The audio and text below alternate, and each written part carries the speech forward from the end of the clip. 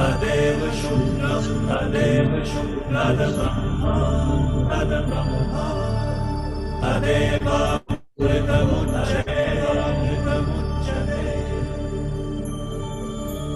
तस्मिन् लोकः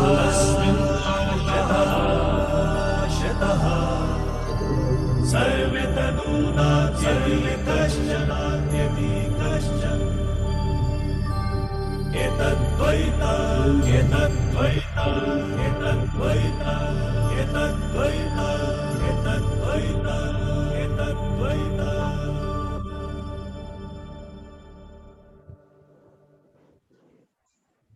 Good evening and welcome to all. Chairman of Ahmedabad branch, CA Fanil Shah in his absentia, Chairman of Accounts and Auditing Committee and our Regional Council member, mentor, CA Chintan Patel. Today's learned faculty, Kishore Parikh sir, and coordinator of the session, Harshit Bhai. Sir, it's really a pleasure to welcome all on this series and where we all are required to learn on accounts and auditing. So really it's a great moment, Chintan Bhai, and we request you to take it forward. Thank you. Sure. Thank you so much, Mishan Bhai, for starting the 7th session of the India's refresher course. Yes, obviously this has been a great pleasure to have Kishore Bhai Parikh as a part of this particular series. He's a very senior person, and obviously he's going to add a lot of values and sharing his experience of dealing these complex issues. And before I talk about India's refresher course, there are a lot of issues, many issues on articleship, which has been raised because of the COVID-19. So whether we have to treat as a leave or not during the period. So ICAI has today issued frequently asked questions on articleship related questions. So which period to be treated as your leave or not. So that kind of FAQs are being issued today by ICAI. So you can refer to ICAI.org website and where you can get the FAQs. And so not taking much time further. And today's session, 7th day, when I talk about the 7th day session, it is primarily on consolidation, associate, joint venture, subsidiary. Because these three is the group of the standards where many things are very crucial when you talk about practical aspects. When we move from AS, I have seen in many financials, subsidiary which is in AS may not be subsidiary under Ind AS. So the whole financials in consolidation will be different, because if it is a subsidiary company, then you are doing line by line consolidations. However, if it is not a subsidiary as per Ind AS, it will be equity method accounting where the top line will be missed completely. Bottom line will be okay, but top line will be completely missed out. So these kind of surprise changes are possible when we are having Ind AS 110. Also, when you talk about Ind AS 111, joint venture, joint operations, the definition of joint venture, joint operations is very crucial. And the most important thing in a joint venture, the proportionate consolidation method, which was allowed under AS, is now no more allowed. So this group of standards bring with all of us is more surprises, more practical issues, and to deal with the issues, we have a very seasoned faculty, senior faculty who have been involved in a lot of Ind AS innovation tasks. And now request coordinator of the session, C. Harshit Dalal, to introduce briefly the faculty of the session, Kishore Bhai. Good afternoon, all of you. It is my pleasure to introduce the learned and very experienced faculty CA Kishore and Parikh sir. He is a fellow member of ICAI with more than 3 decades of experience in audit and assurance and specializes in Ind AS, IFRS training and implementation work. He is partner in MM Parikh and Company Mumbai since more than 30 years. He is holder of certificate of IFRS and valuable knowledge and practical experience in the field of IFRS. He is a diploma in International Financial Reporting Examination conducted by Association of Chartered Certified Accountant UK. Also having teaching experience of more than 35 years in accounting standards on IFRS, conducted IFRS training, delivered many lectures on IFRS. With this brief introduction, let us start today session 7 of virtual Ind AS refresher course organized by Ahmedabad branch of WRC of ICAI. Over to you, Kishore sir. Thank you. Thank you very much.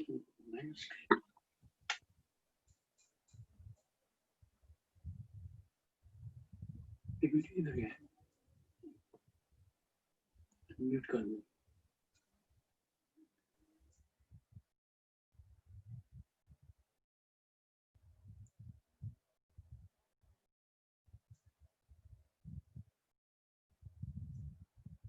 किशोर भाई unmute कर देता हूँ। Yeah.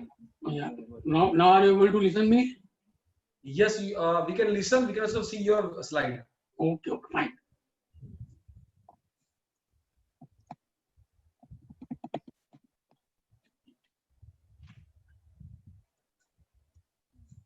There is some problem with this. The consolidated financial statement. It is very interesting subject to understand the basic principle of parent and subsidiary. Under what circumstances it will be called as a subsidiary, and under what circumstances it will be called as an associate or a joint venture. So this standard covers the basic concept and establishing the principle for the preparation of a consolidated financial statement. One requires a present entity to present consolidated financial statement. Second, defines the principle of control and establishes control as the basis of consolidation. So it is very, very interesting to understand the principle of control. If you look at for the Indian GAAP, previously it was presumed that if there is a more than 50% holding of one company into the other company, we take it as a relation of parent and subsidiary company. Now, a total principle has changed to establish the relation between the parent and subsidiary company. That is the principle of control. So that we'll take it later on in a detail. Provides guidance on how to interpret and apply control. See, it is very, very subjective. So to be very cautious while taking the decision, while taking the judgment, that apart from the control, when you take the control, there are other factors that should be also taken into the consideration, like relevant activities, etc. And set out the accounting requirement for the preparation of a consolidated financial statement. General requirement: an entity that is parent shall present consolidated financial statement and is exempted from having to consolidate if. See, they have given the certain exemption that under certain circumstances it should not be consolidated. The parent is a wholly or partially owned subsidiary in which all the owners do not object to a non-consolidation. See, the owners are not objecting for the non-consolidation, then in that case it is exempted. If a debt or equity instruments are not publicly traded, it is not in the process of listing as a debt or equity, and the ultimate or any intermediate parent of the parent entity, A, B, C, D. So intermediate, B and C is intermediate. Produces the index considered financial statement that are available for the public use. Now, one example I have taken: entity A owns the following other entities: 100% interest in entity B and 60% interest in entity C.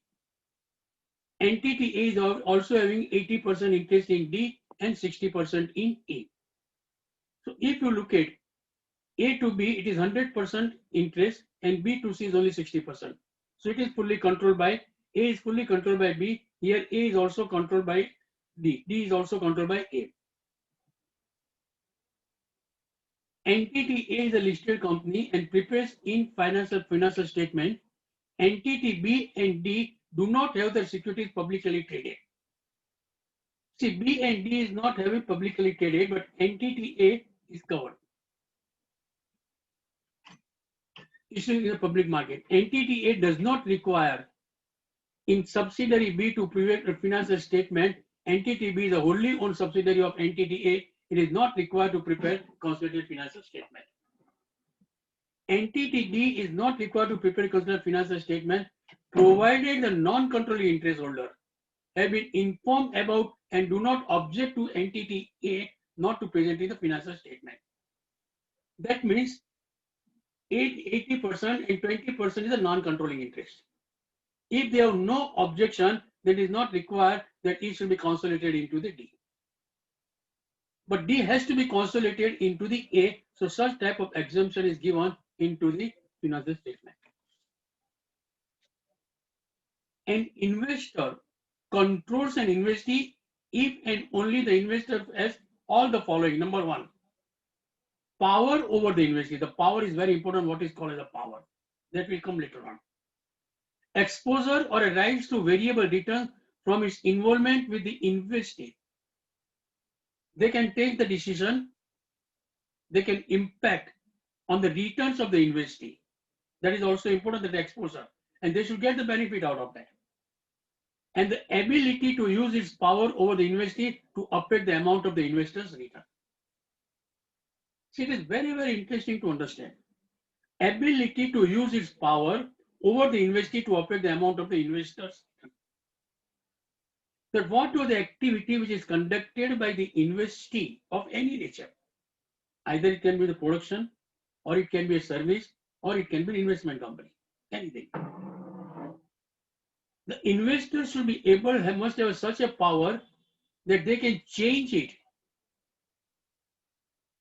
Manufacturing process, if they want to change, they can change it. Service, if they want to change it. And out of that return, that effect to the investor's return. But what was the profit made by the subsidiary, finally it will affect to the profit of the investors also. Accessing the control, power over the investee, exposures to a variable returns, and link between power and return. That is also important. See, there are three. How to assess the control? Power over the investee. That what are the powers of the investor on the investee? The exposure to the variable returns. Variable returns can be dividend, it can be salary, it can be remuneration, profit, whatever. That is variable return. And link between the power and the return, that is, we can take things to consider, then you have to control the assessment.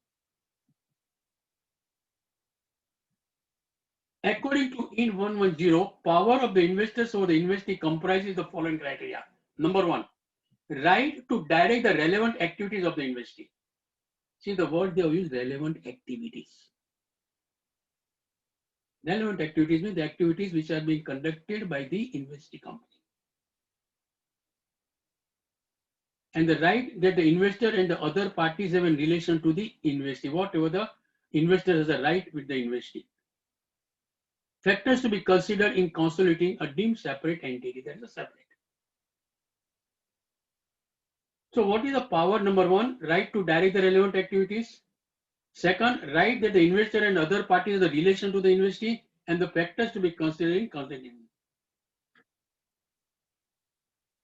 The purpose and design of the investee we have to understand first. Assessment to be carried out by the identity.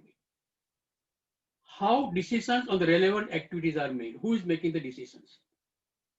Whether the investor is making the decision or the investee is making the decision. If the decisions are made by the investor, that means they have a power. Who has the current ability to direct those activities? The current ability. See, they have used the word current ability. If company A is having 80% shares in the company B, then the company A is having the current ability to direct those activities. They can appoint manager, etc. They can appoint decision. They can take the policy maker, everything. Who receives the return from those activities? Returns are received by two. Number one, investors is also receiving the return, as well as the non-controlling interest. So mainly by doing this all, changing the policy, controlling the relevant activities, etc., what were the returns that is coming out of that, that is taken by the investors also and the non-controlling interest also, both the parties. Now, what is called the relevant activity? That is very, very important to be understood. Control of an investee is held through voting rights. However, if it is not through the voting rights, a crucial step in assessing control is identifying the relevant activities in the investee. See, it is very interesting in this case of 110. Now, if you read it very carefully, they have stated control of an investee is held through voting rights. However, if it is not through voting rights, a crucial step in assessing control is identifying the relevant activities of the university. See, 110 says not necessary that the power should you get it only through the voting right. Not necessary. By virtue of an agreement, by virtue of a contract, one company controls the other company, even though they are not having 100% shares, or it's more than 50% share, or only the company. So that is why they have very clearly mentioned that if it is not through the voting rights, the crucial step in assessing the control is identifying the relevant entity if the university. See, let us say there is no control, there is no voting right, there are no voting rights by way of control by voting rights. Let us say. Then in such scenario, then you look at who is controlling relevant activities. Now, what are the relevant activities? They would decide selling and purchasing the goods and service, managing financial assets during their lifetime, selecting, acquiring or disposing of the assets, who is taking the decisions, researching and developing the new products or processes, making capital or funding decisions, appointing a remuneration or termination of the employee, and establishing the budgets. These are all relevant activities. See, if you have a voting rights, then it is implied that you will control all the relevant activities. Because you have total voting rights, you have total control. But without having the voting rights, with a contractual agreement, you are getting it, control over the company. And if you are able to take into the account all these following activities and able to direct it, then in such case it is called also as a control. So very important to consider the relevant activities. Now let us say the example, XYZ Limited is a manufacturing company, is going to appoint CFO. It is the policy of the company to appoint CFO by the managing committee. See, managing committee is appointing the CFO. Under these circumstances, one has to look forward who is controlling the managing committee. XYZ Limited has a two shareholders, P Limited, who holds 70% and control the board of directors, and Q Limited, who holds 30%, but through a shareholder agreement controls the management committee. Now, see, read it very carefully. One is controlling 70%, control the board of directors. Another is controlling only 30% through the shareholders agreement and controls the managing committee. Now, if you read it very clearly under the, now who is appointing CFO? Managing committee is appointing to the CFO. It is the policy of the company to appoint CFO by the managing committee. And managing committee is controlled by only the person, company Q, who is having 30% share into the business by virtue of contract. In this case, it may be concluded that Q Limited controls XYZ Limited. See, now see, by virtue of an agreement which is entered between the shareholders and the Q.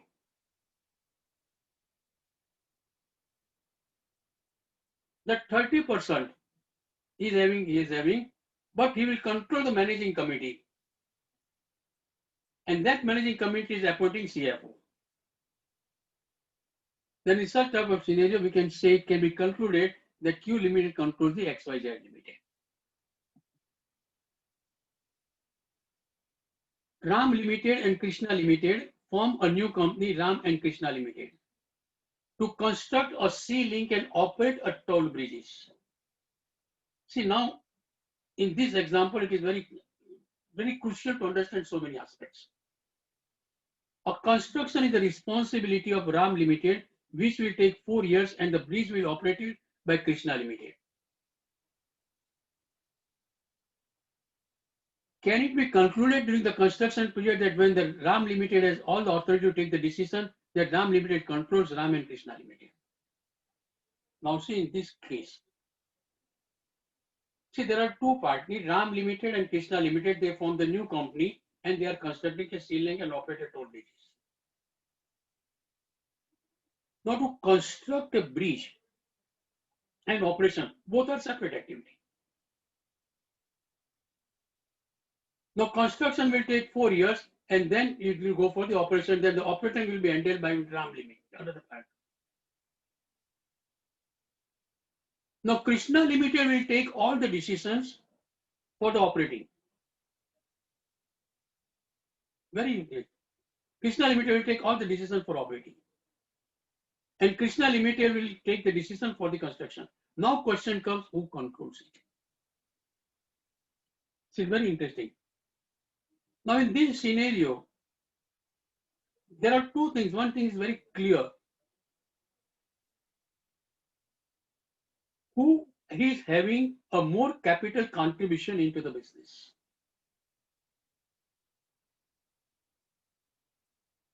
See, the role of the Krishna is over as soon as the bridge is constructed. See, role of the Ram is over as soon as the bridge is constructed. And the role of the Krishna is started now. So what will the revenue which they are earning, which includes what? Number one, capital contribution which is made by the constructor, that is Ram Limited plus their profit margin, that is to be paid. Second, all the expenses which are pertaining to the operating. And then it comes to the profit margin which will be divided. Now in such type of scenario, we have to consider that who has made the capital investment. So naturally, it is quite obvious into any business that anybody who makes a capital investment, they will always try to control the entity.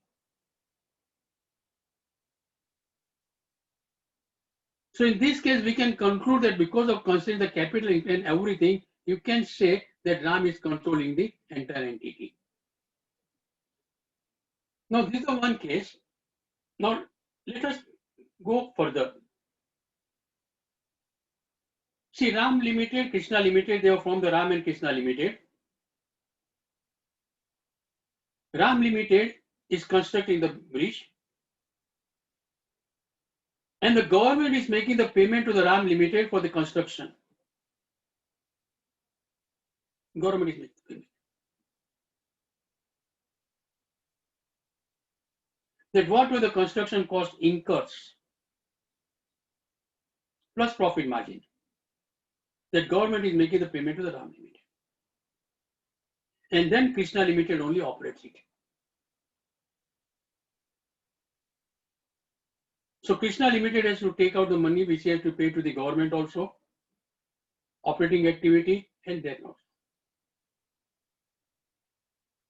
Now in second scenario, as I have given the example, all the cost is reimbursed by the government for the cost incurred plus profit margin of whatever of the Ram Limited. So in this scenario, we can say that the other party that is operating, they are controlling the business and not the construction party. So it is very crucial to take the judgment. How the agreement is entered into, what are the basic principles which are covered, that is also to be taken into the consideration. Then you have to consider substantive rights.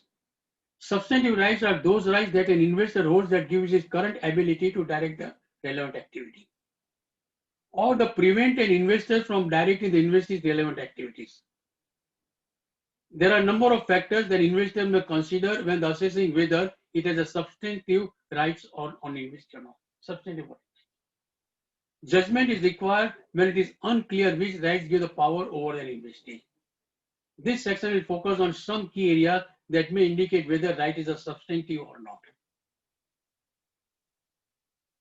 For that, you have to consider determine which party and power the current ability, substantive rights, which includes voting rights, potential voting rights, right to appoint key personnel, decision-making rights within a management control, removal or a kick-out rights.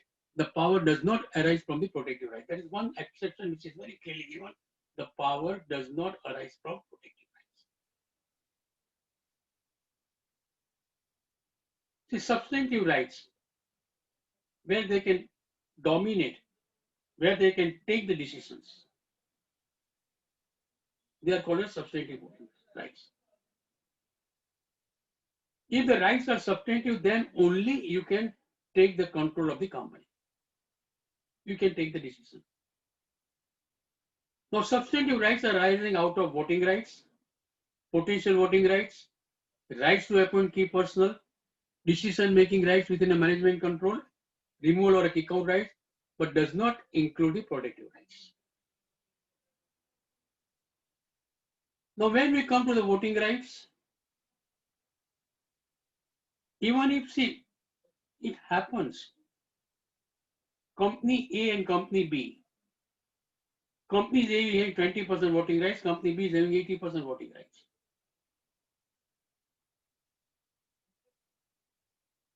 They have agreed into an agreement between A and B. A has invested 20% in C and B is also having 80%.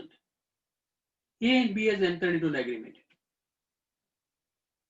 And all the powers are given by B to A to run and take all the decisions, all relevant activity and everything.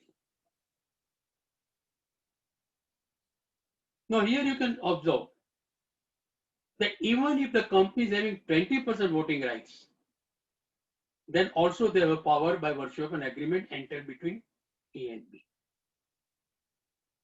So in this scenario, A will consolidate and B will consider as a non-controlling interest. See, please remember, we used to use the word minority interest previously, minority interest. If you are having more than 50% shares in the company, 60%, 70%, then remaining are called as a minority. And we were showing the minority interest. Now, when the concept of control has come, concept of control, then they have removed the minority and they have said that controlling interest and non-controlling interest. See, look at the difference in the word. They are using the word non-controlling interest. That means even if you are having 80%, you are not able to control the entity. So that is called a non-controlling interest. A 20% by virtue of an agreement, they are controlling. So they will consolidate C and B will not consolidate. It's the voting rights. Then potential voting right, that is option or convertible instrument. Convertible debentures, convertible preference shares, convertible loan, which are issued by an entity.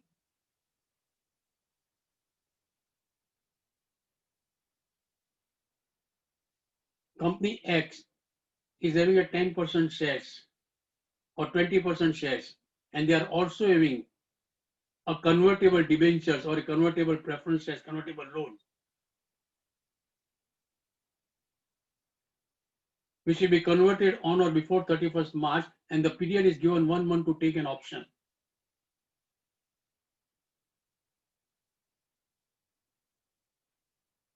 Whether to convert it or not, to exercise the option. But on 31st March is the date when it is to be converted. Now in such type of scenario, the option will be taken later on, but they can take their option at any time before 31st March. That means they are getting the control. Next, right to appoint key person. That means all options which are convertible debenture, convertible preference shares, convertible loan, that also to be taken into the consideration for the purpose of potential voting. That is called potential voting rights. The right to appoint key personnel, that company will be called as a power, they have a power. Decision-making rights within a management contract, removal or a kick-out rights, that is covered, and that is also covered into for the purpose of power. And the last, the power does not arise from protective rights. Protective rights mean the rights which is with the company to defend their interest. Bank has given a loan to the entity. Bank has appointed the directors into the board of directors.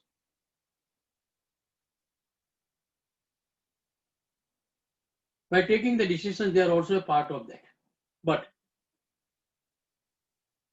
their interest is considered as the whatever the landing they have made it. They cannot interfere in the policy of the company. The company will decide what process to be taken for the manufacturing, what business plan to be taken into consideration. That will be decided by the board of directors. They'll be part of it, but they have to look at only the interest of their landing. Whether the company is taking or selling their assets or not without permission of the bank. Whether they are going for a new business without taking the permission of the bank, or whether in that case they can interfere because their rights are protected. So the protective rights mean to protect the interest. That is not a power. It is restricted. It is restricted. So the protected rights are different than the voting rights, potential voting rights. Which part of any power is the current ability to direct existing rights, voting rights, potential voting rights, substantive rights, and protective rights? That is called power. Existing rights, rights that gives the investor current ability to direct the relevant activity, that is called as the existing rights. Rights which gives the current ability to direct the relevant activity, that is called as an existing right, current ability.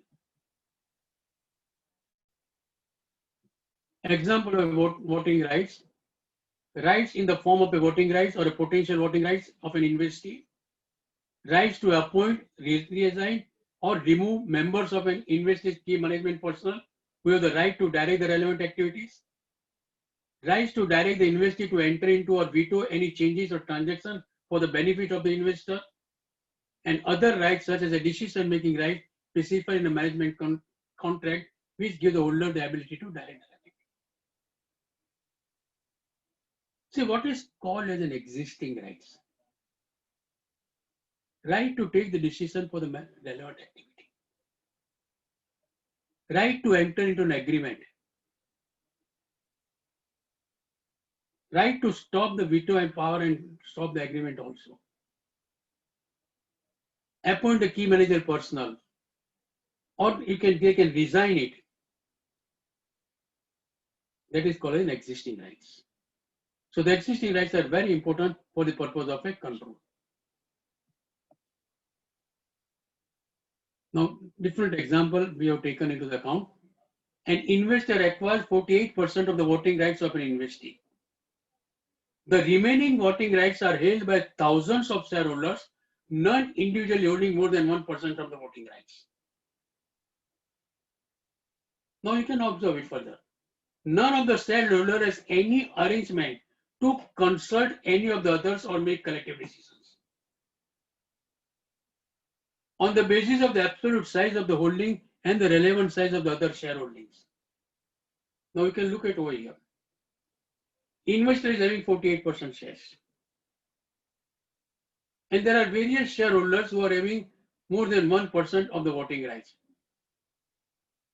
No, none of them is having more than 1%. Everybody is having less than 1%. And there is no arrangement that all the remaining 52% can come together. There is no arrangement. Now, in such type of scenario, the investor who acquires 48%, they will control the company. They have more voting rights. Because other 52% having less than 1%, they will not come together at all. So there is no arrangement to it. See, this is normally happens in our country also. You can see in many companies' financial statement. In financial statement, they are showing the holding of the related parties and relative party, promoter and other parties. In many cases, you can observe, if you look at the financial statement, that promoters having only 20 to 30% holding and they are controlling the company.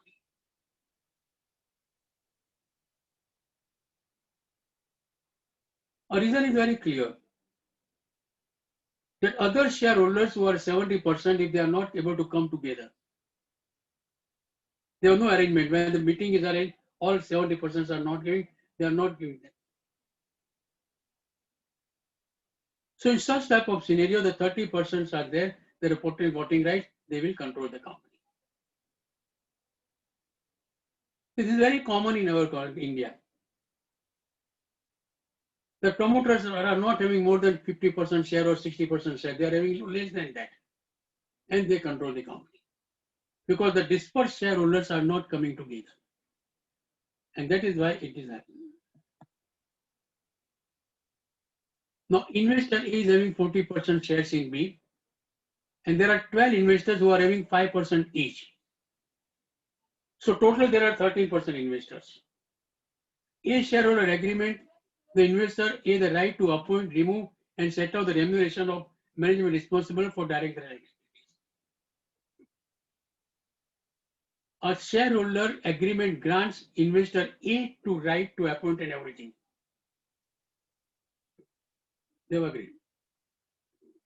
To change the agreement, a 2/3 majority vote of the shareholder is required. Investor A concludes that the absolute size of the investor's holding and the relevant size of the other shareholding alone are not conclusive in determining whether the investor has a sufficient power.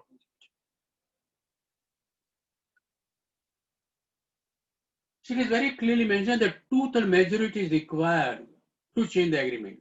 Otherwise, by virtue of shareholding agreement, what they have entered, A is controlling, has the right to appoint, remove, set out the remuneration, everything. All the activities are controlled by A. There is an agreement entered between the shareholders, 12 shareholders and A. But at the same time, if they have to change the agreement, they require 2/3 majority for what the shareholders require. That means out of 40%, there out of 12, there are certain shareholders who should go with and vote with A, then they can change it, otherwise not.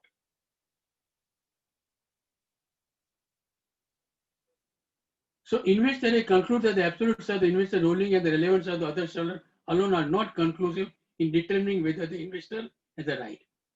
However, investor A determines that it contractual right to appoint, remove is sufficient to conclude that it has a power over the investor. See, they have already given the power to A. But at the same time, they have said that the 2/3 majority is required if they want to make a change in the agreement. And if they don't come together, then till the power is lying with A. Investor A is having 45%. There are 2 investors having 26% and 3 shareholders having 1% each. In this case, there are no other arrangements that affect decision making.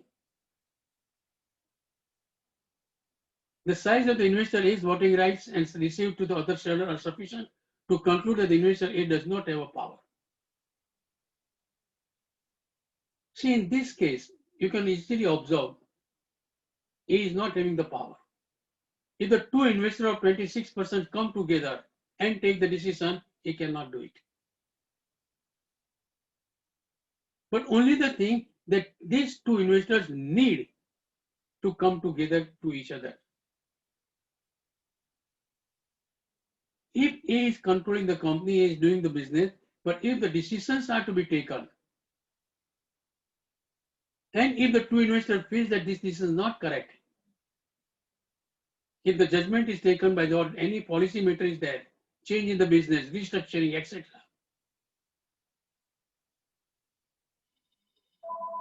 then the 2 investors can do it and it can conclude it.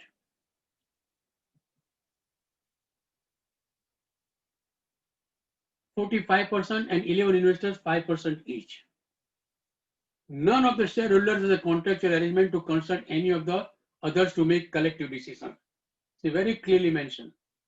None of the shareholders has a contractual arrangement to consult any of the others or make collective decisions. 11 shareholders have no contractual arrangement, no nothing. The absolute size of the investor's holding and the relative size of the other shareholders alone are not conclusive whether the investor has a right sufficient to give the power over investing. Additional facts and circumstances may provide evidence that the investor has or has not have a power shall be considered. See, sometimes it happens they have no contractual arrangement also, but they come together when the decision to be taken. Then it depends what type of circumstances are there. There should be an evidence that all the 11 shareholders should be able to come together and take decisions jointly. If it is not there, then naturally the A is controlling the factor, and that is considered.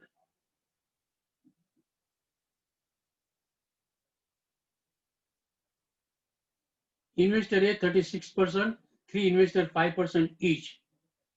So total comes to 51. And other shareholders 1% each. None of the shareholders has arrangement to consult any of the others to make collective decision. Decision about the relevant activities of the investee requires approval of the majority of vote cast a relevant shareholder meeting, 75% of the voting rights of the investee have been cast in the recent relevant shareholders meeting.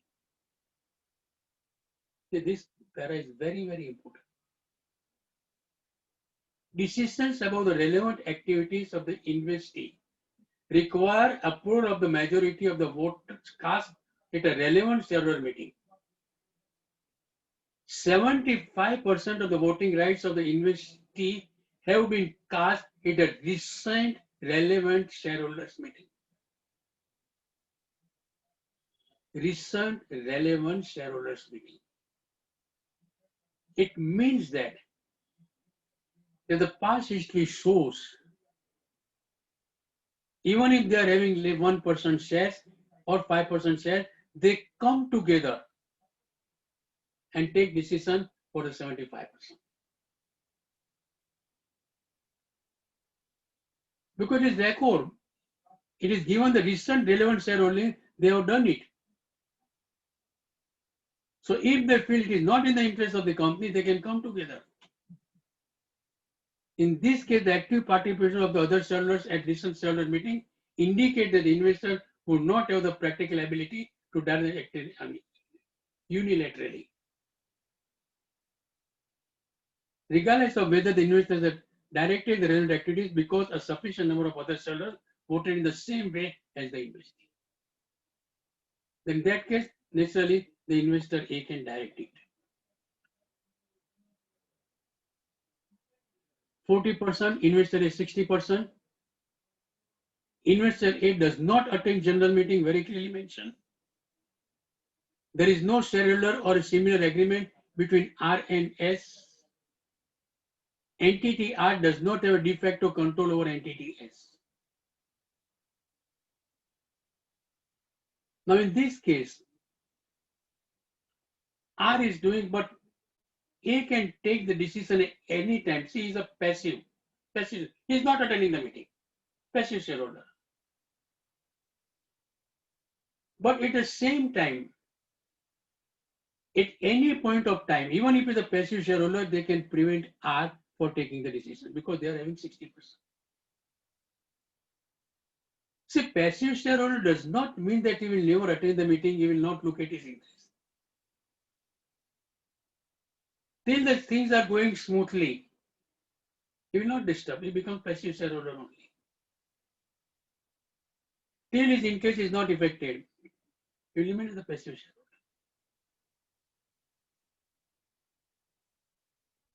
But if it feels it, that their interest is harmful, that it is affected, then they can take the decision according to that.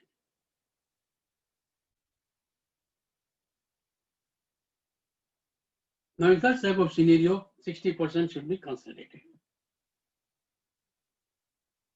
Then contractual arrangement with other vote holders.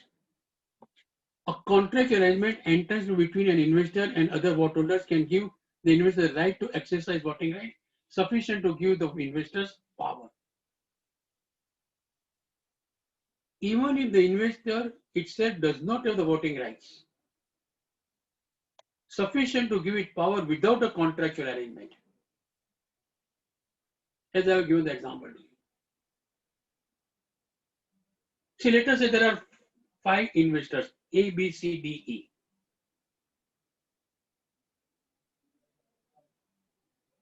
Everybody is having 20% shares in the company X. Now there is a contractual arrangement between A, B, and C, that wherever A will take the decision, B and C will follow to it. It's a contractual arrangement between these shareholders. Then in such scenario, the entire company is controlled by A. And 80% become the non-controlling interest. A contractual arrangement might ensure that the investor can direct enough other vote holders on how to vote to enable the investor to take decision about the relevant activities. See, whatever the decision is taken by A, the same decision is taken by B and C. Because there is a contractual arrangement between A, B, and C. B and C will not object to it. So by that contractual arrangement also, that becomes the voting rights and that becomes the control power. 40%, 20%, 20%, 20%. The relevant activities of entity E are directed by the board of directors, comprised of 6 directors, 3 appointed by A and 1 each appointed by entity B. Entity C and D, see, B, C and D is appointing directors and E is also appointing. Separately, entity A and B have entered into contractual arrangement, A and B, that require the directors appointed by entity B to vote in the same way as the directors appointed by entity A. So naturally it becomes 60%. See, there are 3 directors which are appointed by A. B, C and D has appointed one director, total there are 6 directors. There is a contractual agreement between A and B. It is very clearly mentioned that whatever the director appointed by B will vote in the same favor which is appointed by A. So naturally if you look at, then the majority A3 and plus 1, so there are 4 directors and there are another 2 directors of C and D. So the entire company is covered, or its power is with A and not with B, C and D. Even if A is not having the majority shares.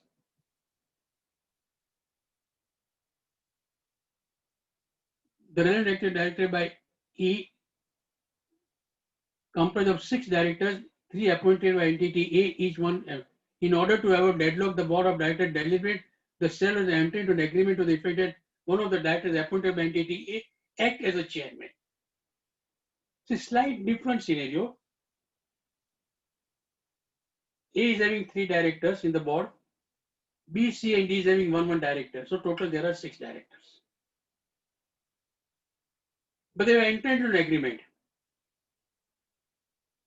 The chairman is appointed by entity A.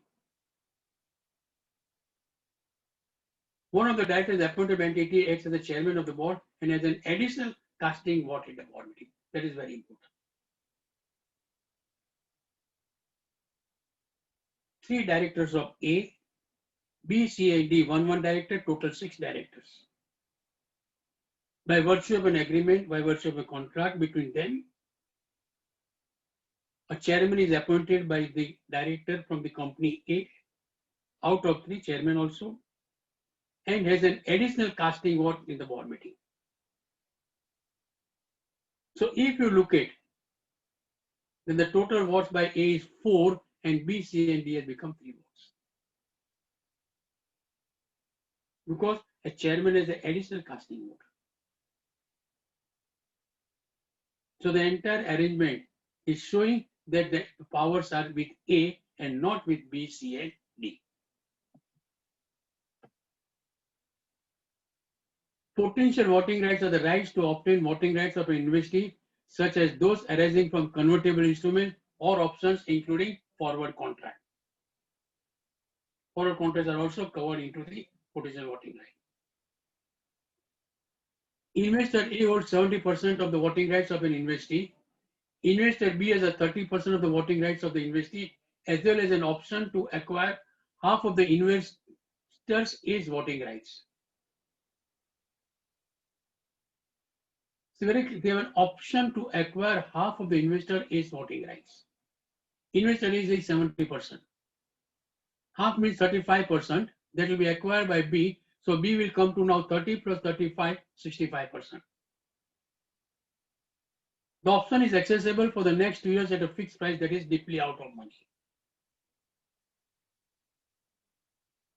Correct? That means they are going to bid.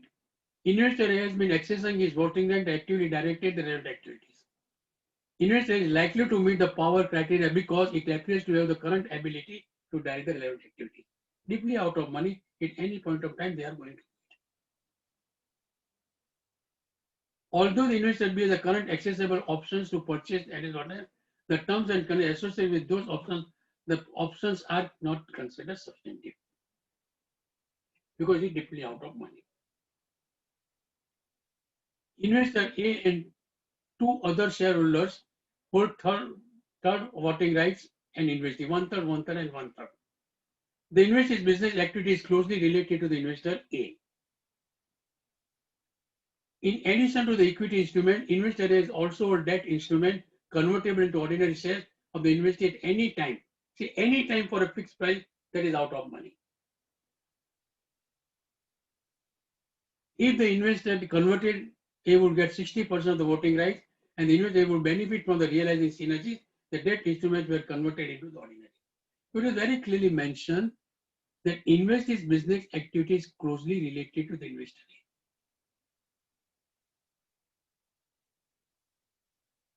And is out of money, fixed price that is out of money means this is able to cover.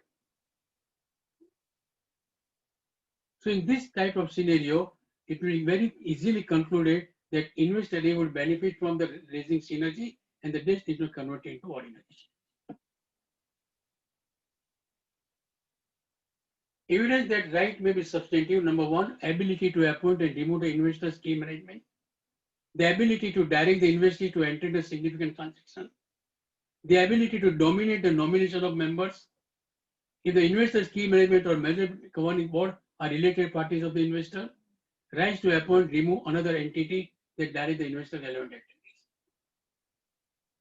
See, these are the evidence where they say the rights are substantive. That means that gives them power when the rights are substantive. In relevant activities, we have seen right to appoint, remove any managing personnel. Any significant transactions they can enter into,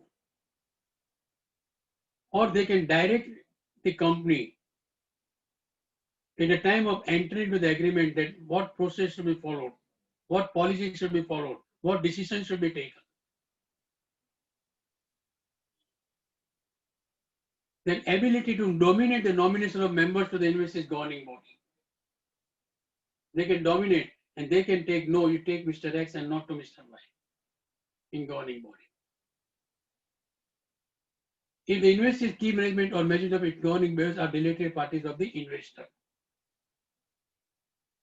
Related party means directly or indirectly. When you call the related party are there in the board of directors of the company, that means they have taken a decision. It is implied. Right to appoint or remove another entity, direct the investor's relevant activities. A protective rights are designed to protect the interests of their holder, but do not give the party power over the investee. See, they are not giving the power. Their rights are protected only to the extent of their interest. And that example I have given to you. A lender's right to restrict the borrower from undertaking activities and could significantly change credit risk. Right of a party holding non-controlling interest in an investee to approve capital expenditure. The right of a lender to seize assets of the borrower if the borrower failed to meet the specifications. Now, these are the protective rights of the lender. They cannot exercise more rights. They cannot take the decision to change any management personnel. They cannot take any decision to remove or take kick out of anybody. They cannot take decision for the policy of the business. Their powers are restricted only to the extent of their lending and their interest. So such rights does not give the power to the lender. It doesn't. And those rights are called as a protective rights. Exposure to the variable returns. To control an investor must be exposed.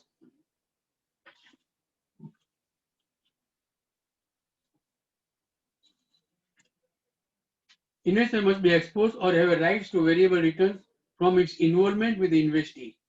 This occurs when the investor returns from the involvement have the potential to vary as a result of the investee's performance. See, involvement of the investor with the investee.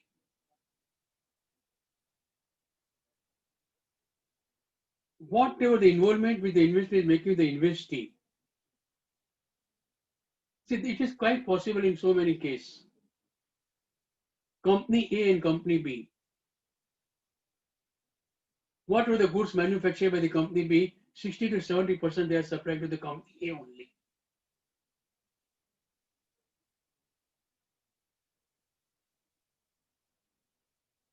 Company B is a subsidiary of Company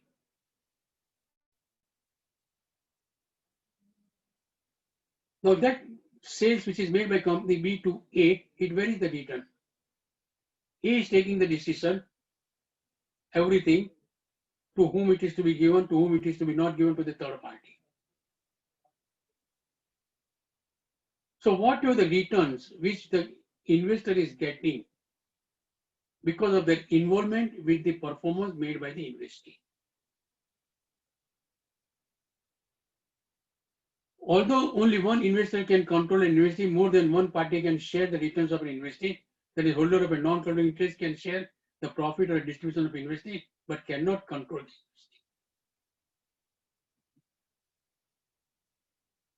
investee. Example of return: dividend, interest from debt securities, remuneration for serving investees' assets and liabilities, etc. These are called as a return.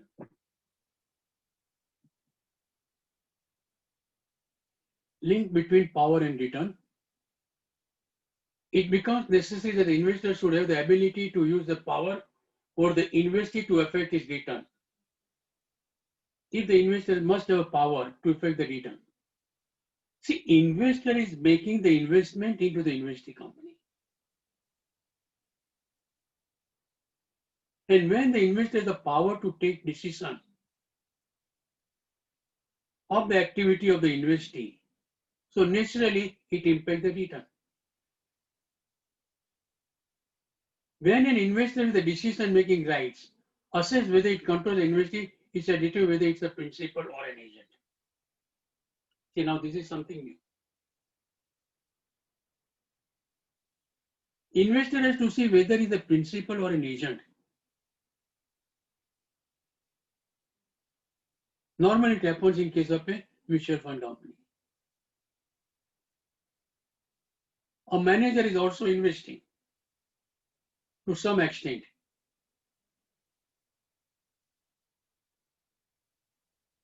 He is taking the decisions. Now, what was the decision he is taking, but all the entire powers are vested with the other investors. There are 4 investors. They have appointed one A, B, C, D has appointed E as a manager, fund manager. E is also investing the money. A, B, C, and D is also investing the money. But A, B, C, and D have the power to remove at any point of time.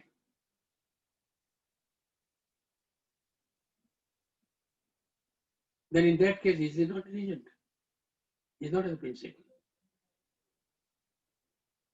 See, there is a lot of difference between principal and agent, as you know. Agent is an acting on behalf of the principal. He cannot take his own decisions. What are the decisions he is taking that is restricted and controlled by the principal? So to determine whether he is acting as a principal or an agent, that is very important.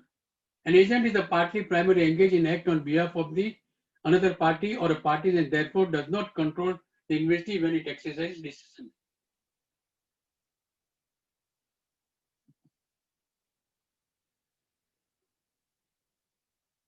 The fund manager is a two-person investment in the fund that align and increase with the other investor. When the fund manager is a 2% investment into the fund, whatever the return is getting the share out of that return. So investor is getting the return out of that. His obligation is not more than 2% of the losses. The investor can remove him by majority on any breach. Investor can be removed. So it is very clear that 2% investment increases his exposure to return from the activity. See, when he has own fund is invested, so naturally he will look after how to get the maximum return.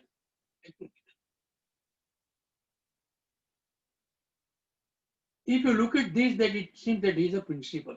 He can take the decision. His fund is involved. Exposure to return to that fund.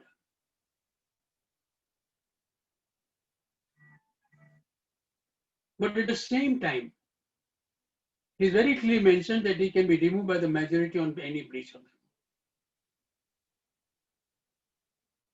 The other investors' right to remove the fund manager considered to be protected because they are accessible only for a breach of contract.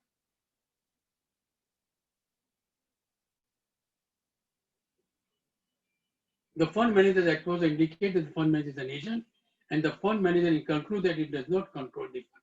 It can be removed anytime when there is a breach of contract.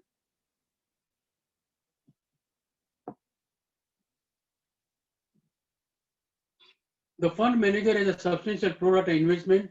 His obligation in the losses to the extent of investment. The investor can remove by majority on any breach. He is paid a fixed and performance related fees and are commenced with the services provided. The greater the magnitude and the variability associated, the fund economy interest, the more emphasis the fund manager would place on those and more likely to fund manage the principal.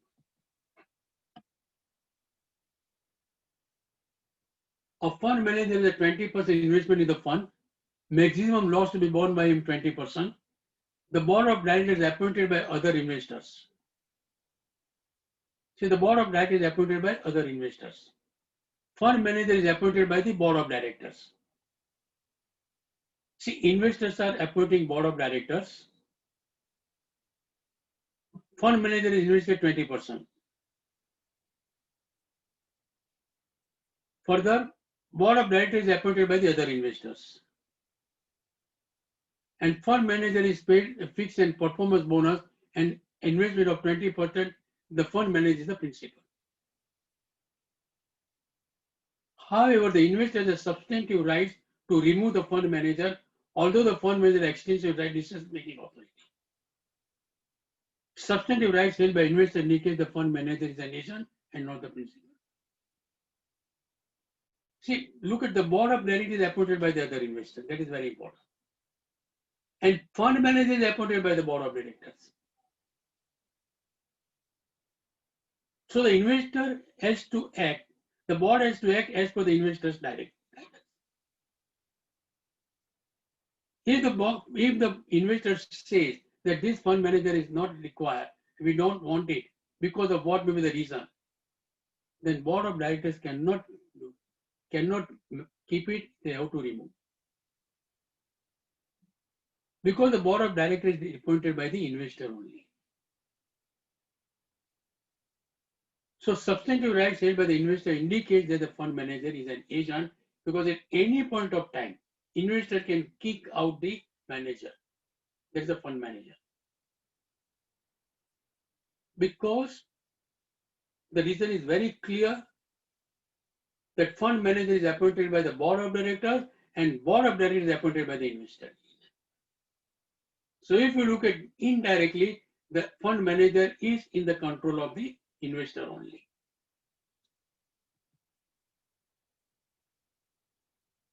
Structured entities, restricted activities, narrow and well-defined objective, insufficient equity to financing. See, nowadays the securities vehicle, you have seen many banks are selling that entire portfolio of advances and creating a separate company. That is a specific securitization of the vehicle. Such type of call, it is called as a structured entity for a specific purpose. Restricted activity, narrow and well-defined object, insufficient equity to finance without subordinate financial support, and financing in the form of instruments linked to the investors. Bank is creating a company, specific company. Share capital is introduced by the bank, and that company is buying the advances of the bank. The structured entity, that is called as a securitization. The terms and conditions of the bank and the company, they decide that whatever the collection to be made by the securitized company, how much will be the commission, whatever, as per their understanding. Accounting requirement, consolidated financial statement.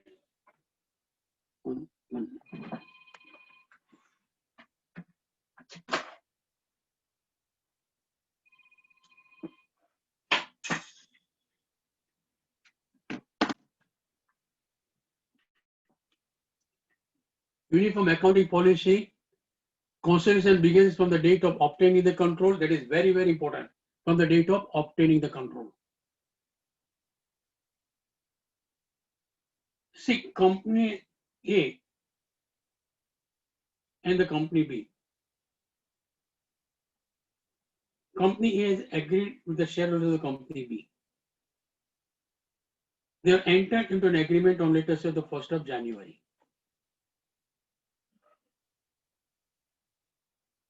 Consideration will be paid by the company, let us say, on 31st March. Full consideration. But the control of the company will be given only on the 31st of May.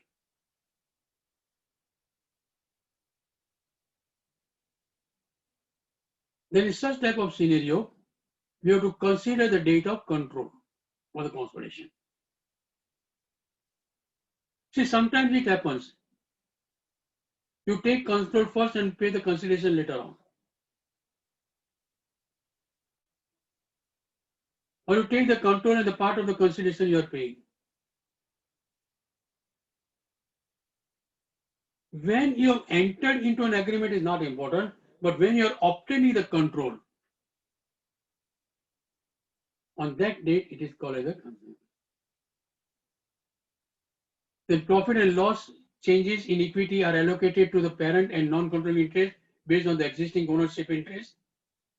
Presented in the consolidated financial statement, equity but separately from the equity of the parent. Non-controlling interest should be shown in the statement of change in equity, the last column. Change in ownership interest without losing control or equity instruments. If they are losing the control, assets and liabilities, any retained earning in the investment, gain or loss associated with the loss of control. Consolidation procedure. Consolidation of an investee shall begin from the date investor obtains the control. Consolidated financial statement combine like the item assets, liability, income, expense, equity, cash flow, etc. Eliminate the intragroup transactions. That is very simple. We know how it is to be consolidated. We have studied in CA final also when appearing in the exam for the first question compulsory. Compute the goodwill or capital reserve as per 103 business combination. Ind AS 12 income tax applies temporary difference arising from additional profit and losses resulting from the intragroup transaction. with the consolidation procedure to be adopted. Uniform accounting policies. Uniform group accounting policies should be used to determine the amounts to be included in the consolidated financial statement for a similar transaction or in a circumstances.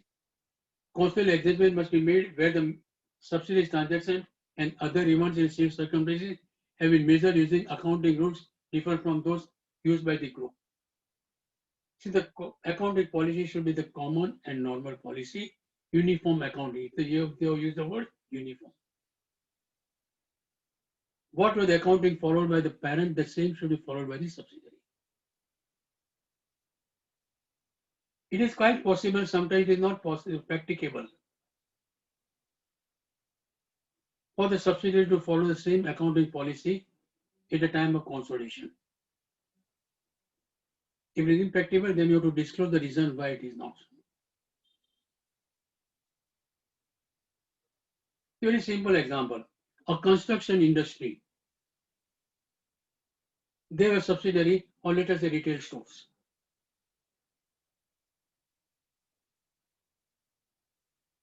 A construction company is having 80% shares in that company,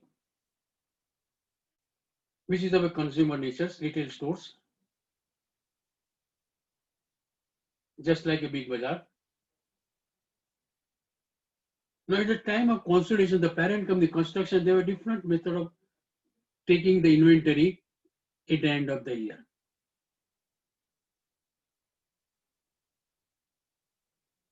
There is work in progress, etc. It is specifically given guidance how to take it in case of a construction industry. And in that case, where they have control over the retail stores, just like Big Bazaar, their inventory valuation is different.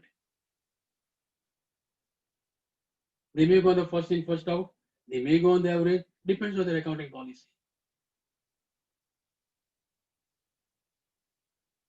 Now, in such type of scenario, it is not possible to have a uniform accounting policy. Both have a different method of valuation of inventory because of the different reasons.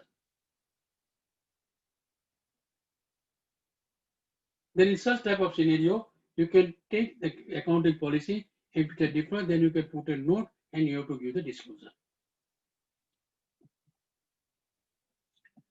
Difference between Ind AS in this. Definition of a subsidiary based on the voting control or control. The here control is presumed as we have seen in detail, power, voting rights, etc. That is covered under the definition of subsidiary. In accounting standard, Indian standard, we have seen more than 50% board of directors is controlled, they are covering. Here in India, it is totally different concept.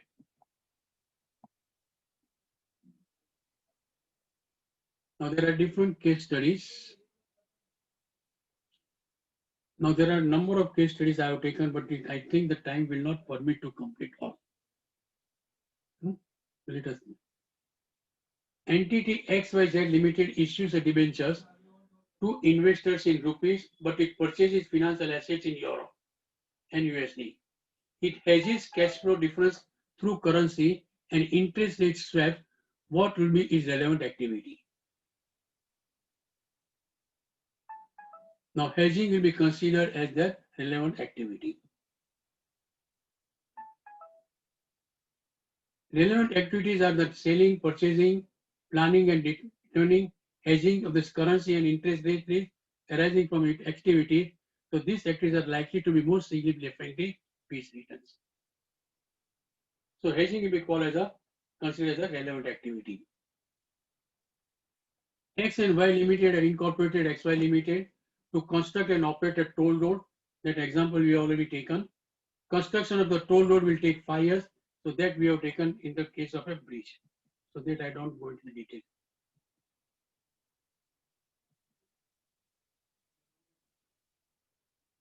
X Limited loads 55 for the voting rights in Y. Thus, the X Limited has the current ability to direct the relevant retail that it takes 45 days to the whole shareholder meeting to take decision regarding the relevant activity. Yes. because able to take decision for relevant activities when it requires to be made, it takes 45 days before the investor can exercise. A Limited has entered into a forward contract to acquire the majority of the shares in Investee. The forward contract settlement date is 35 days. Is the investor's forward contract a substantive right even before the settlement of the contract? Yes. X Limited becomes the majority shareholder in the investee after the settlement of the forward contract in 35 days. See, meeting cannot be held as we have seen before 45 days.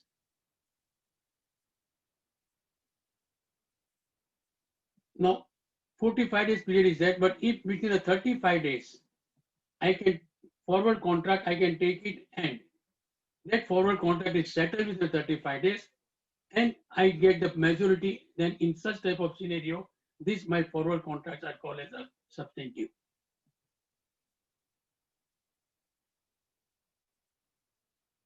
Entity A Limited develops a pharmaceutical product. It has acquired 45% of Entity B Limited with an option to purchase remaining 55%. Option to purchase remaining 55%. Entity B is a specialist entity that develops the latest technology and does research in corona. Entity A has acquired stake in B Limited to complement its own technology research. The remaining 55% is held by key management person.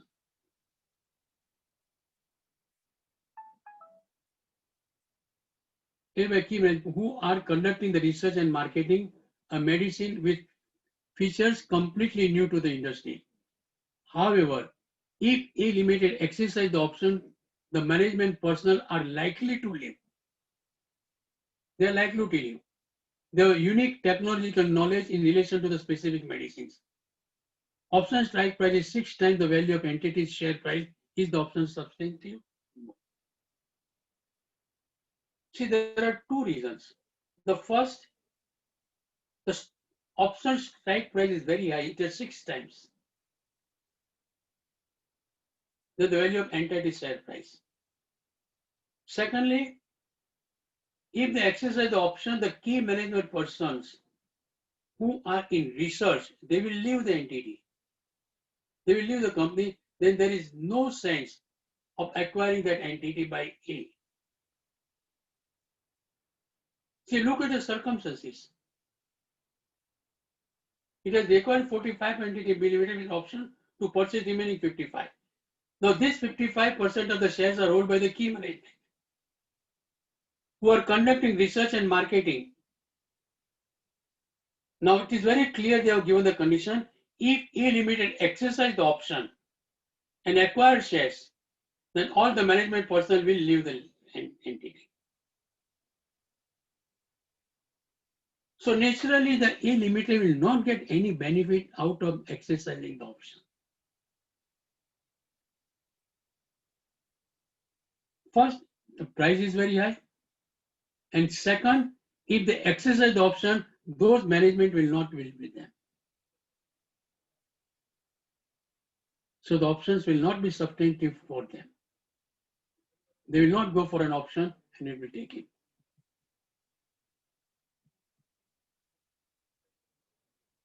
Investors A, B, and C in 1/3 that we have taken already, 1/3, and also debt instrument. A decision maker fund manager established market and management according to the narrow defined parameters set out in the investment management. The fund was marketed to the investor as an investee, directs the portfolio to equity securities within the defined parameters. The fund manager discussion about the assets to be the investee. The fund manager made a 10% pro rata investment. The fund manager receives a market-based fee for service equal to 1%. The fees are commensurate with the service provided. The fund manager does not have any obligation to the losses. The fund manager is not required to establish and has not established the independent board of directors. The investors do not hold any substantive rights that would affect the decision-making authority of the manager, but can redeem the interest particular limit set out by the fund manager. Thus, the fund has the control over the exposure to the fund will control that does not have the control at all. because they can be removed at any time by the other investors. The fund manager acts as the 5% investment in the fund and align its investors with those of other investors. The fund manager's obligation to fund losses is restricted to 5% of the investment. The investors can remove the fund manager by a simple majority vote, but only for a breach of contract. So this example we have already seen.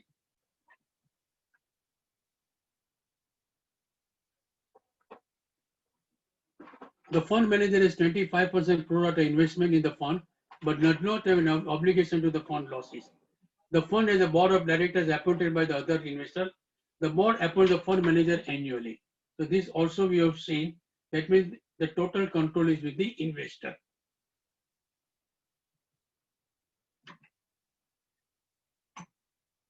An entity A Limited is formed by B Limited to invest in pharmaceutical for capital appreciation. B Limited holds 80% interest in A Limited and control it, other 20% interest is held by 15 unrelated investors.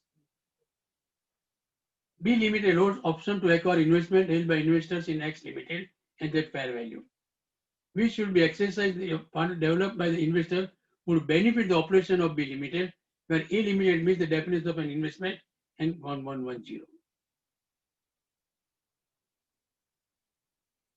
That investment entities may obtain fund from one more investors, commits to invest that its business purpose to invest and measure and evaluate the performance. Then these all conditions are fulfilled, it is called as investment entity. X Limited acquires Y Limited by purchasing 80% of equity, 25 lakh, fair value of the determined 10 lakh. Now see how to find out goodwill or a capital reserve. Two methods you have to take it. One, consideration plus fair value of the NCI. Consideration is 25, fair value of the NCI is 40, so total comes to 35. Whatever the total net assets you minus or purchase, the difference will be bargain purchase, or it will be called as a nothing but a goodwill. See, there are two approaches. One, you can take the approach of the full fair value. Means what are the consideration to be paid by one company to other company, plus what is the fair value of the remaining controlling interest, non-controlling interest. Suppose company A is paying 100 rupees to the company B, and fair value of the non-controlling interest, let us say 25. So total comes to 125. This is called as the fair value method. And the net assets acquired is 100. So 125 minus 100, what was the difference? It is called as a goodwill. And that goodwill will go among two. One to the non-controlling interest and other for the controlling interest.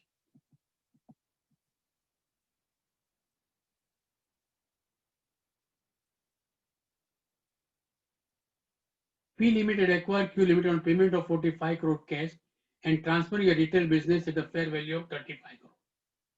Assets acquired and liability assumed in the acquisition are 60. Find out the goodwill. Fair value of the consideration 45 plus 35, 80 minus fair value of the assets and liabilities, the difference is goodwill. See, what were the consideration paid minus net assets required. If consideration paid is more than the net assets acquired, it is called as a goodwill. If it is less, then it is called as a bargain purchase.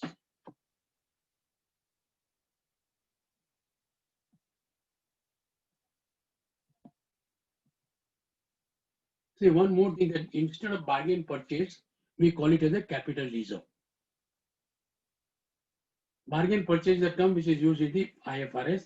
Here it is called as a capital reserve. See, there is a difference between these two. Capital reserve, see, in IFRS, bargain purchase is they are taking into the profit and loss account. And that bargain purchase is nothing but it is called as a capital reserve. And in there, that capital reserve we disclose into the balance sheet. So bargain purchase means benefit which you are receiving while acquiring the other entity. That is called bargain purchase capital reserve. So take it over as a capital reserve in other way.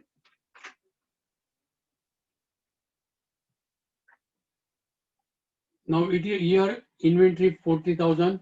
On inventory there is a profit of 10,000. So this is the same you have to find out unrealized profit, and that is to be disclosed in the financial statement. Now these are all the problems. So thank you very much for covering the first 110 because the time is very limited. So case study I have not gone much into the detail. So next time we will take care of it. Hello. Hello. Yes, sir. Yeah. Hello. Yes, Kishore, sir. Okay. Okay. So shall we give a break of 10 minutes? Okay, sir. Shall we give a break of 10 minutes?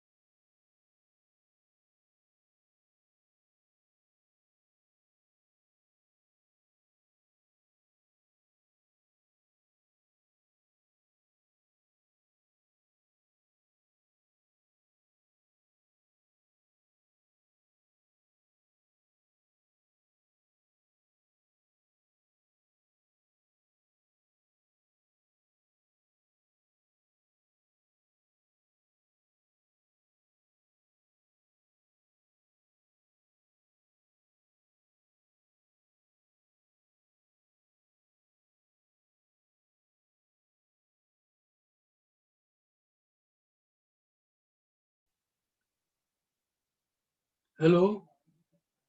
Hello. Yes, Kishore, sir. You are audible and your Okay. presentation is visible. Okay. President.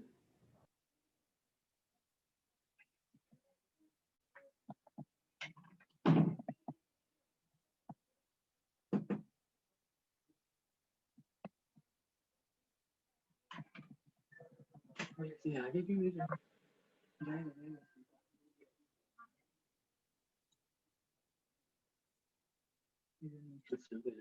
ठीक है, इधर से next करना। बोलो। क्या चाहिए? AC, हाँ। पानी चाहिए, नहीं। एसी चाहिए, चार्जर चाहिए।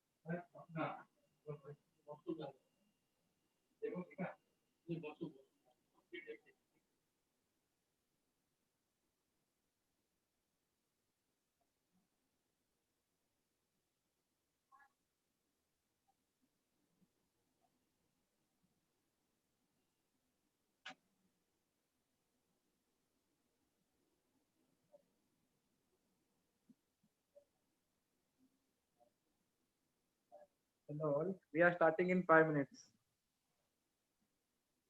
Thank you.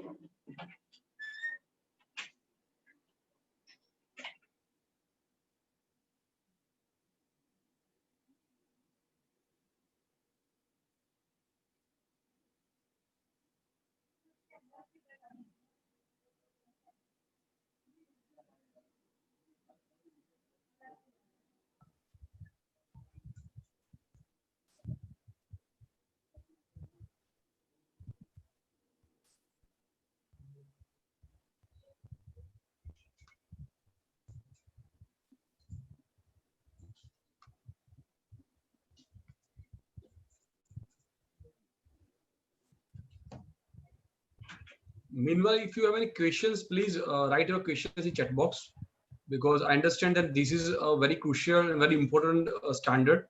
Because in my practical experience, I have seen that in many cases, because of this standard, the control definition has been different.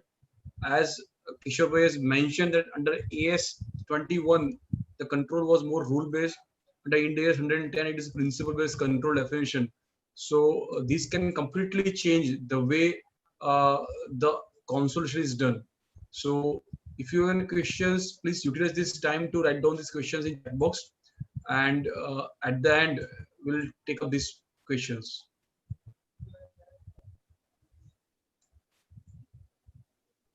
Anybody want to speak? Also, if you want to speak, then also I can ask Shesad Bhai to allow you.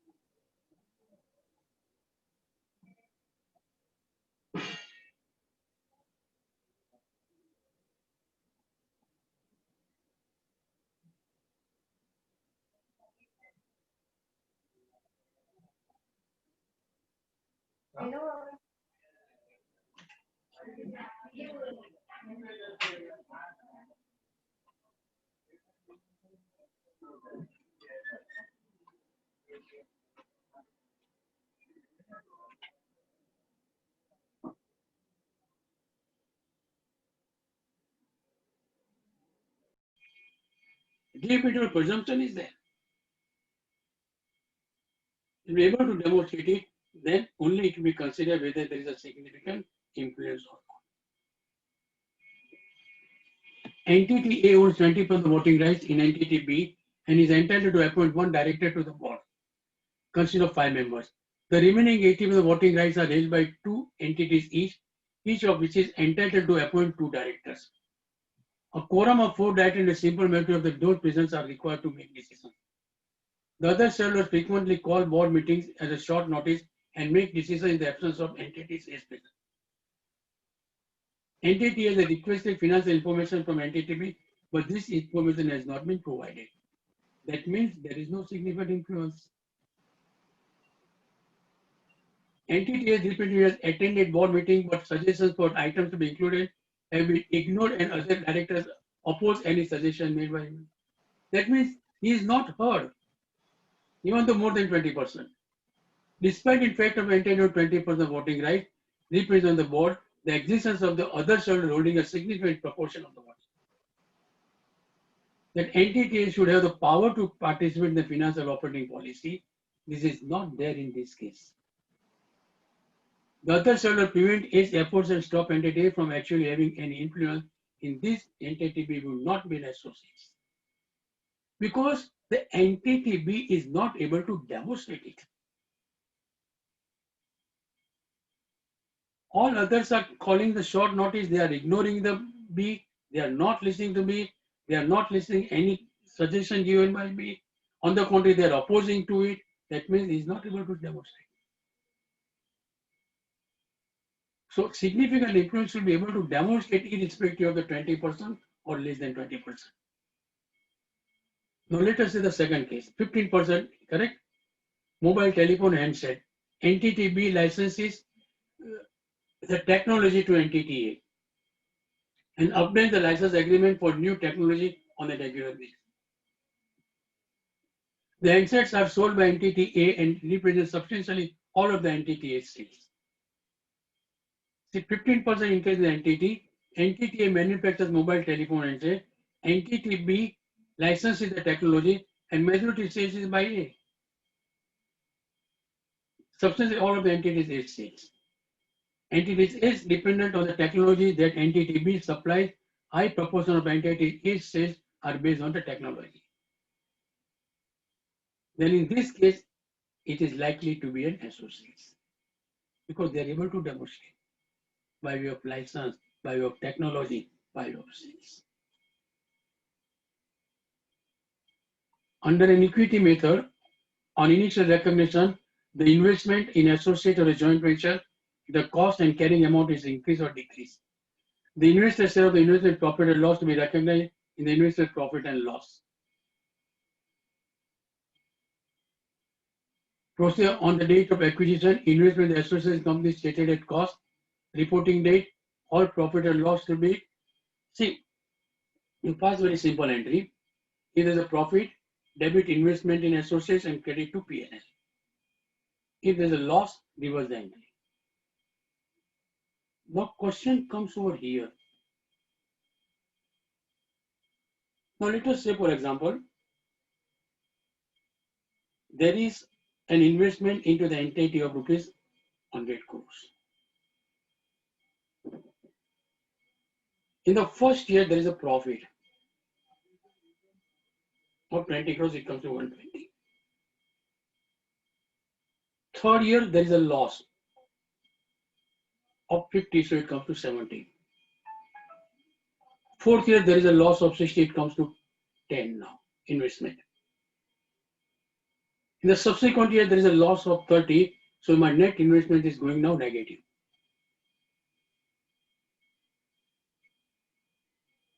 Now question arises over here. Now there is a negative investment, whether I should record the negative investment in the books or not.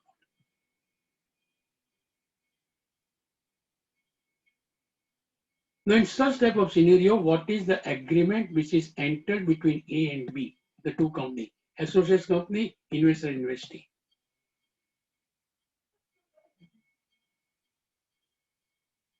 If there is an agreement, they have agreed between A and investor and investee that they will recoup the losses, then you have to credit the liability. You have to create a liability and debit losses.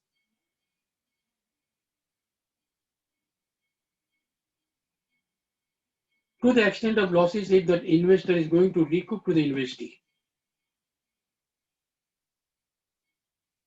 if there is a mutually agreed by contract, by agreement, then it's a difference. But if it is not so, and there is a negative, then you cannot disclose the negative investment in associates. You can disclose, but no, you cannot recognize. So not disclose, you cannot recognize in the financial statement. You have to disclose it. Then, when the profit is incurring, then you reverse the entry, and according to that, it will be recognized in the financial statement.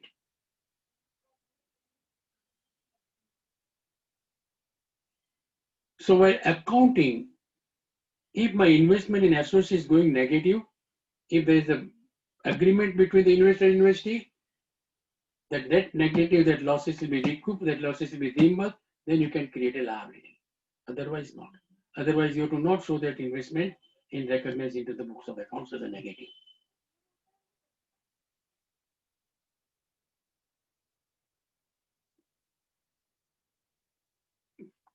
Revised inquire the value operating the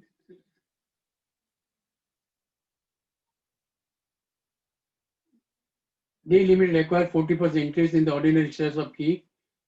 January, the amount of 22,000. The day excess signal inflows, and December 2009, the shareholders' equity of 55,000, reserve 18,000, equity profit 65,000. Except from the financial statement, profit after tax, and the net profit for the period. Statement of change in equity, how it will be shown.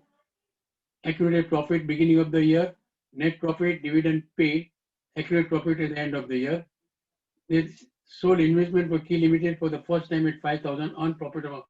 Non-investment or sold on 31st.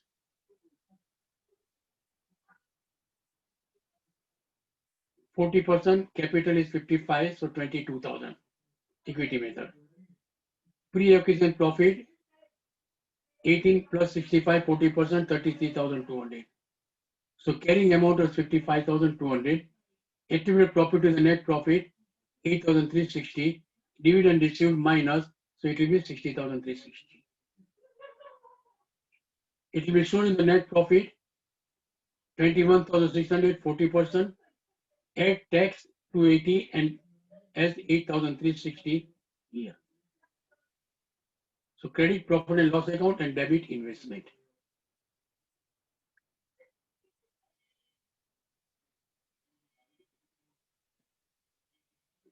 Exemption from the application of liability. It is the same principle which is given the exemptions which are given in the consolidation. Debt or equity instruments to be traded, not process of filing. The ultimate intermediate parent of the entity produces consolidated finances. The same principle is applied, which is applied in 110.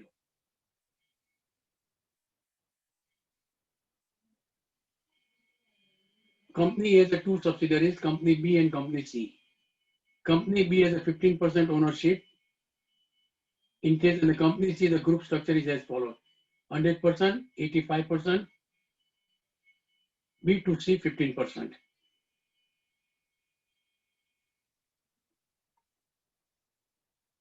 Company A has appointed an executive of the Company B as a director of the board of Company C. Because of the number of directors on the board, the directors is able to influence significantly to company C's board of director. Company has to write and remove an executive from the board at any time. Company B has also been directed by company A to manage company C in the way to maximize the return from both the company B and C. Now look at the previous structure. B is having 15%, A is having 85%, A is having 100%. So here if you look at A is having 100% in C. 85% in C, 15% by B. But B is controlled by A and having 100%. So naturally, the C is also controlled, B is also controlled under the group of A.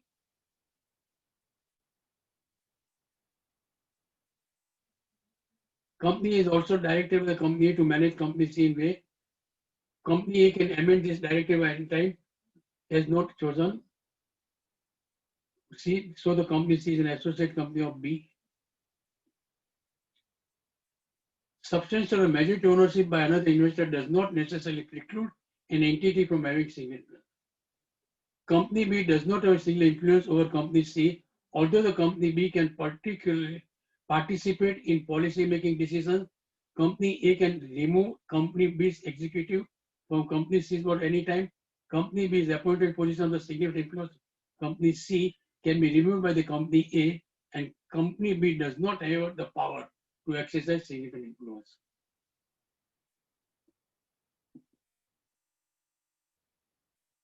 Wheel Buzzer Limited has revalued fixed assets from 100 to 360. This revaluation amount has not been included in the statement of P&L. 25 mistake. So revaluation is also to be shown separately into the financial statement. 260, you have to show separately revaluation reserve.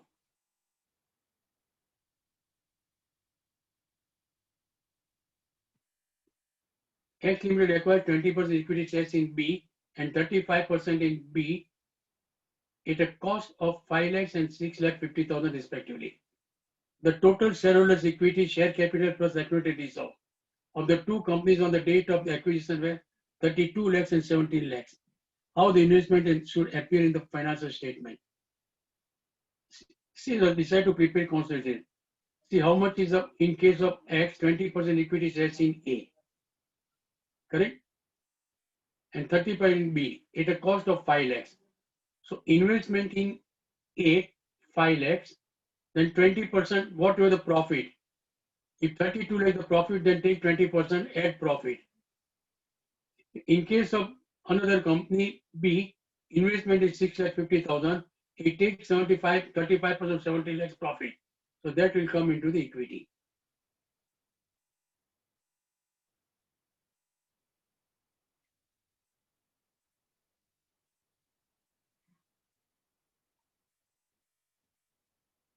Brainsoft Limited acquired 40% in AD Sortex.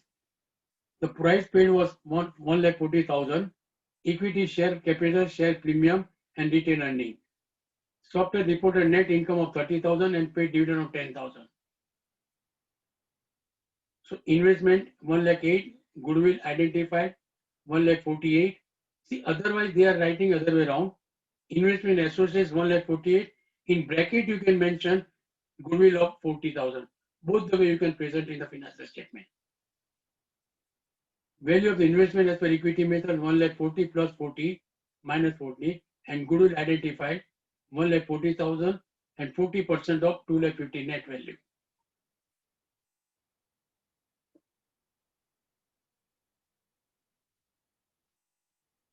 ABC purchased 30% equity shares in NDA. Same principle, reserves and surplus, you bifurcate it. See, these are the all problems. X and Y Limited owns 20% of the voting rights in Y. Entitled to appoint one director to the board, which consists of 5 members. The remaining 80% of the voting rights are held by 2 entities, each of which is entitled to appoint 2 directors. X Limited owns 20% of the voting rights in Y and is entitled to appoint one director on the board, which consists of 5 members. The remaining 80% of the voting rights are held by 2 entities, each of which is entitled to appoint 2 directors. A quorum of 4 directors and a majority of these presence are required to make decisions.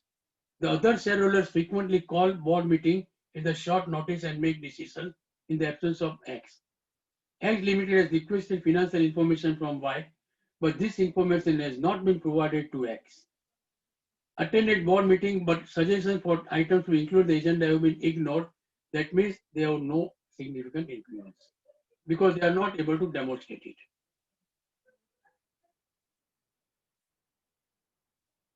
Kaku Limited holds 12% of voting rights in Boho Limited.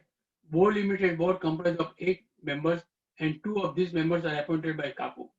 Each member has a 1 vote of meeting having a significant influence. Yes. Is demonstrated by the presence of directors of the board and the relative voting rights. It is presumed that the entity has significant influence where it holds 20% or more, but it is not necessary to have 20% reputation. One board member may represent significant influence. Depends.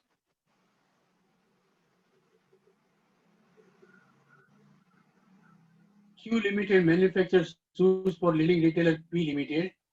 P Limited provides all designs for the shoes and participate. The majority of 90% of the Q Limited sales are made, as we have seen the same type of problem. Even if you are having 10%, you are able to demonstrate, then it is called as a significant influence.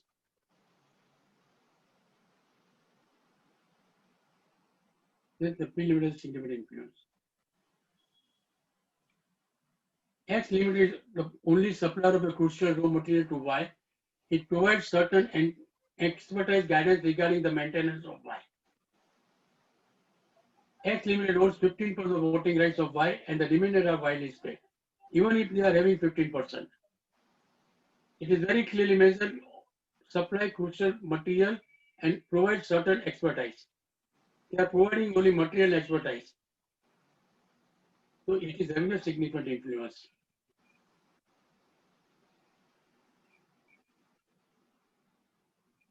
Y, X and Y is the same but in different geographical region. Entity X requires 10% shareholding entity Y as a part of the strategic agreement. A new production process is key to solve fundamental changes in the strategic direction of entity. Y, the terms of the agreement provides for entity Y to start a new production process under the supervision of 2 managers from entity X. The manager seconded from entity Y, one of which of the entity X board, will oversee the selection and the recruitment of the new staff, the purchase of new equipment, training of the workshop, of the new purchase contracts or retail. The 2 managers will report directly to Y whether there is a significant influence or not. The secondment of the board members and the senior manager from X and Y gives a range of power over a new production process and entity is a seat over the entity Y. This assessment takes account of this.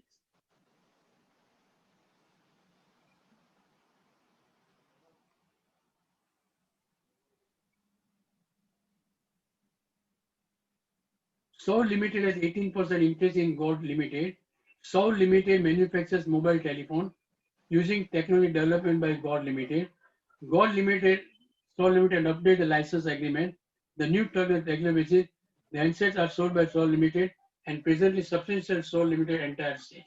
Yes, it is a 18%, but they are able to demonstrate it. It is called as a associate.